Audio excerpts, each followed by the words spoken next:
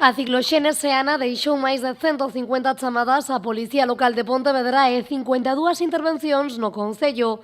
Pese a isto, o voceiro do goberno local informou de que foron todas incidencias de carácter menor. Estamos falando de algunha caída de árbores, de vallas que se desplazaron, de colectores que tamén se desplazaron, de ramas de árboles, algunhas tellas, algún poste de telefónica, algunha sinal de tráfico, algunha louseta, tamén en alumeados navideños, é dicir, en definitiva foron deste estilo as incidencias que houbo, non? O que tamén trouxo esta cicloxénese foi auga. O Potillón está na actualidade ao 100% de reservas, polo que están tirando del nestes días de choiva, co fin de consumir esa auga e non estragala.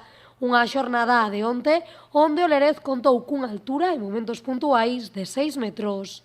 A parte desa altura de 5,99 metros, pois tamén nun momento punta traía un caudal de 315,58 metros cúbicos por segundo.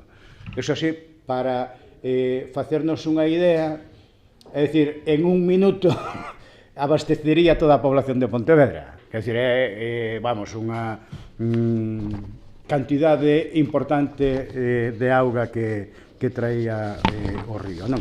O caudal do río Lérez estaba esta mañá en 60,86 metros cúbicos por segundo, 4 veces máis na media coa que conta nesta época do ano. E o caudal ás 11:20, é dicir, 10 minutos antes de vir para aquí, estaba en 60,86 metros cúbicos por segundo. É dicir, moi superior á media desta época, que é dicir, pois 4 veces máis á media desta época do ano, non? Ou do que da media dos últimos 4 anos era 16,98 e neste momento temos casi 61, que é dicir que está como 4 veces máis, non? Con esta situación, as medidas adoptadas pola alerta de seca levántanse no Concello de Pontevedra, un concello que seguirá tirando nestes días do Pontillón do Castro. No momento que baixe o 95%, volverían a tirar do río Lérez.